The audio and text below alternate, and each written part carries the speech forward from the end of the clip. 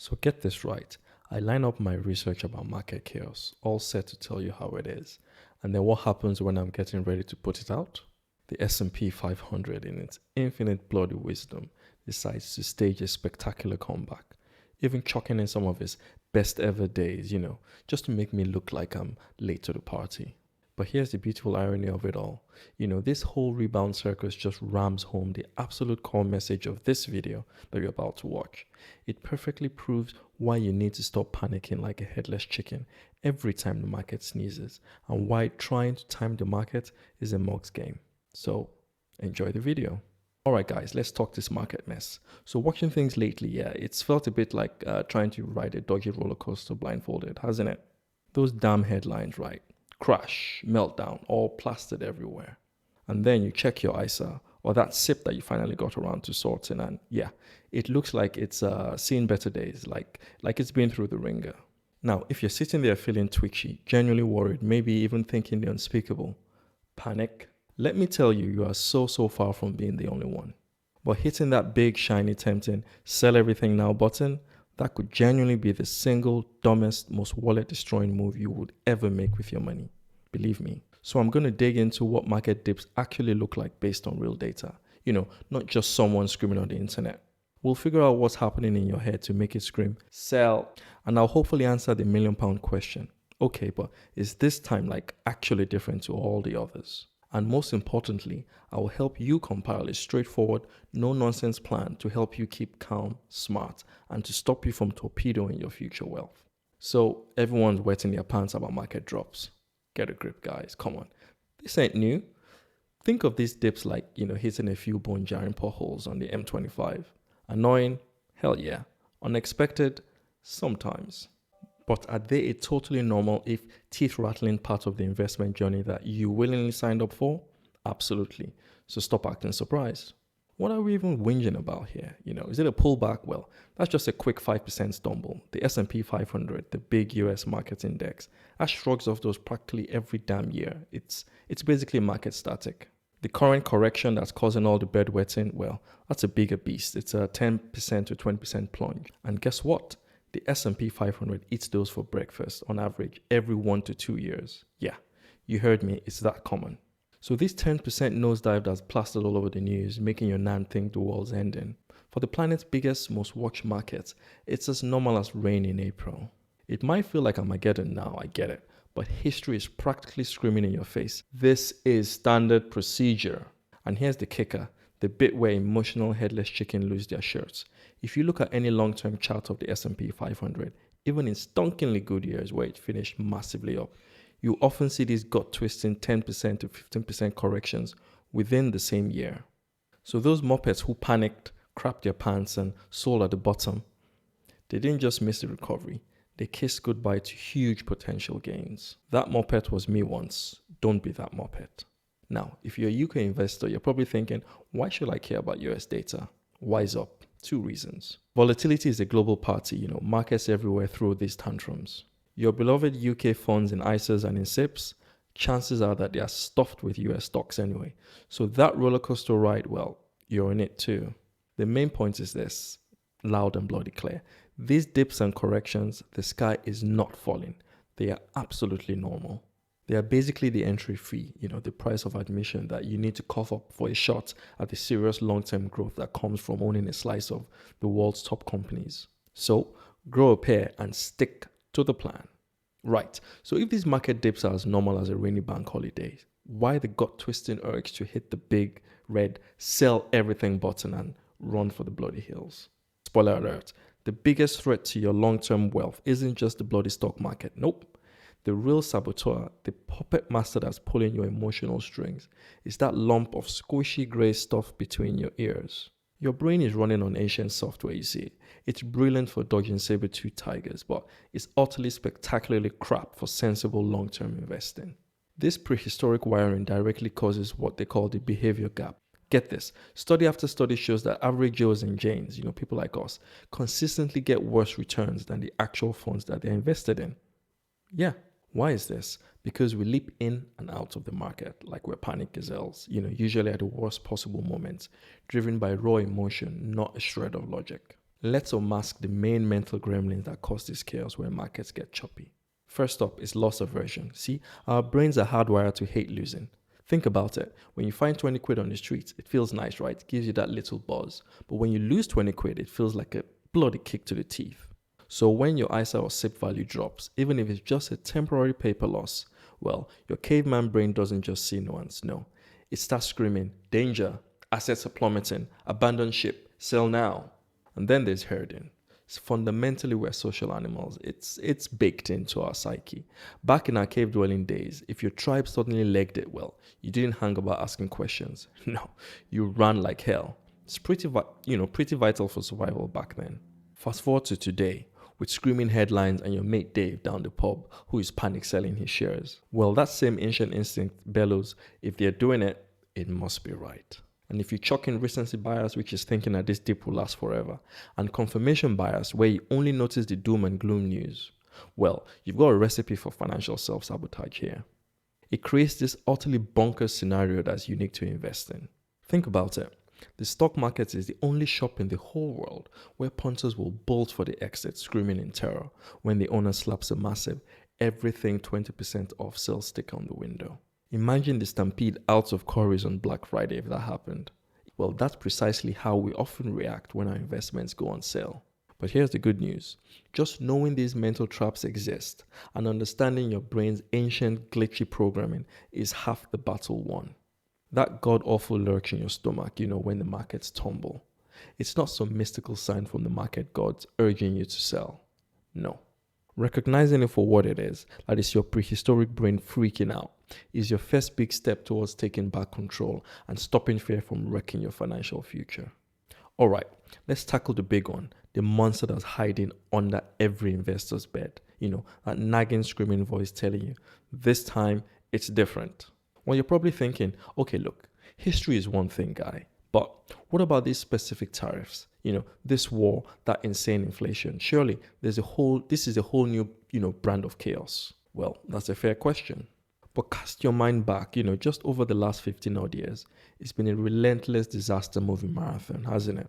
Or at least it's felt like it. We've had the Eurozone apparently imploding repeatedly. Brexit tearing apart the fabric of reality, supposedly. Global pandemic shutting down the entire damn planet.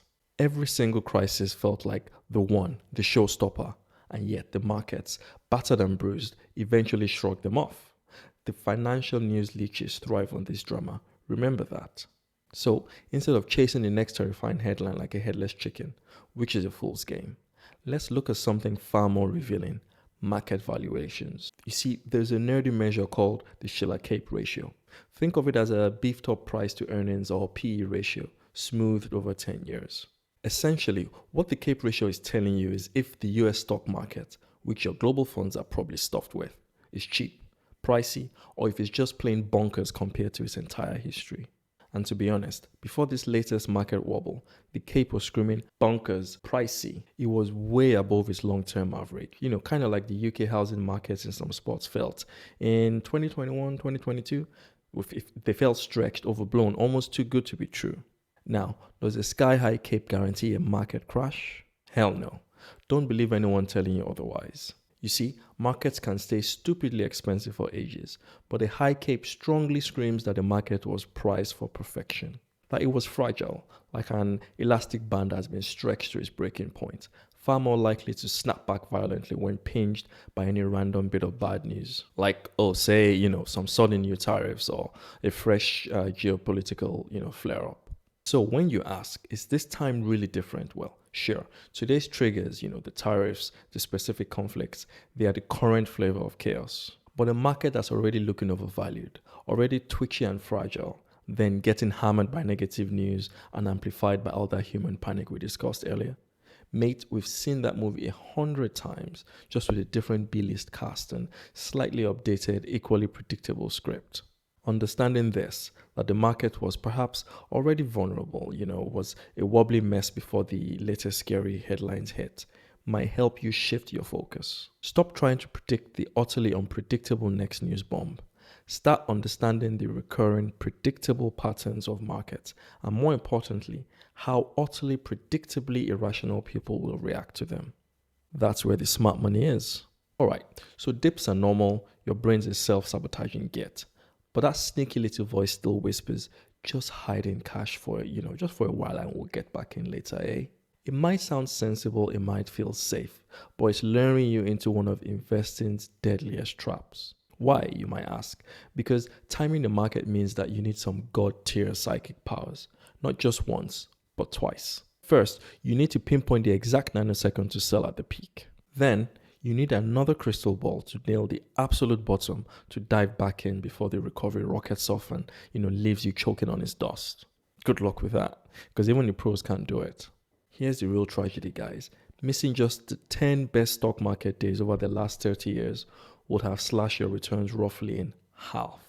And how about missing the best 30 days over the same time period? Well, your profits will be down by a mind-boggling 83%.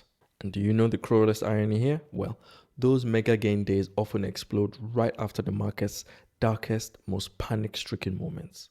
Precisely when everyone's screaming, sell. It's like the market rewards guts and kicks cowards to the curb. Now, picture the scene during these mass panic sells. It's something I call the great wealth transfer. You have fearful, weak-handed investors, right? They crack. They flog their quality investments at car boot sale prices. And who is snatching up these bargains while everyone else loses their heads? It's the patient, disciplined lot, the big institutions, or just savvy individuals that are sticking to their plan. The automated monthly buys hoovering up prime assets at a massive discount. It's harsh, but it's true. Downturns are when money quietly shifts from the headless chickens to the cool-headed strategists. And so when the market throws a massive future wealth 50% off sale, ask yourself this question. Are you the one panic flogging your future for pennies because of some short-term noise? Or are you the one that's calmly playing the long game, ready to rake it in from these knockdown prices later? Your call. Right, we've dissected history and unpacked the brain bamboozlement. So what does a savvy, cool-headed investor actually do when the markets are throwing a tantrum that's fit for a toddler? Counterintuitively, the winning strategy often involves doing nothing. Surprising, yeah, I know. It sounds lazy too, right? But it's about disciplined inaction. It's wrestling that frantic urge to fiddle and to panic. Often, the ballsiest move is to just stay put. Now, here's your stripped back, no BS checklist when the market is being wobbly. Like recently, stick to your damn plan. Mate, just breathe. Seriously. Now, remember why you started stashing this cash. Was it long-term goals? Was it early retirement? Don't dig your destination just because of some turbulence. Keep calm. Are you already dripping cash in monthly to your ISA and your SIP? Well, genius. Keep it going. Every pound now buys you more units or shares while they're on sale. That's pound cost averaging. It's your secret weapon in a downturn. You're essentially buying funds on sale. Do a diversification check, but no panic tweaks. Just a quick, calm sense check. Are all your eggs in one dodgy basket like UK banks or just US tech fads? If you're in a boring, broad global tracker like a FTSE Global All Cap, then, well, you're probably golden. If not, calmly consider rebalancing towards your target. Maybe add some bonds if it's appropriate for your risk level. However, no sudden headline-driven terrified lunges. Are you buying the dip? Handle this with extreme care. Now, if you genuinely have spare cash and you won't need this for 5, 10, maybe 15 years, and I mean spare, not your emergency fund and not next month's rent, maybe then you can consider lobbing it a bit extra in, while prices are bruised. But no pressure, because remember point 2, your regular monthly buys are already doing this. Finally, please stop staring at it. Now, this one is massive for your sanity. Do you have that stock up on your phone's home screen? Well, delete the bloody shortcut. Constantly checking your balance is like prodding a hornet's nest. It just fuels your anxiety and stupid decisions. So for long-term pots, perform maximum quarterly checks. Now, there's a massive caveat to all of this. All this stay cool, do less advice. It's for people playing the long game, cash that they won't touch for 5, 10, 15, 20 plus years. If you're retired and you're living off your investments, or if you need this money ASAP, like next year, well, the rule book is completely different. Protecting your capital in this case is absolutely key. You need different, more defensive strategies like significant cash buffers. It's a vital topic, but it's one for another day. So, for most long haulers that are facing a dip, have a plan before the storm. Understand your brain's capacity for meltdown and then have the sheer bloody discipline to stick to that plan and ride it out. And if you want the ultimate hack to grow your investments exponentially without paying a single penny to the taxman, well, check out this video right here.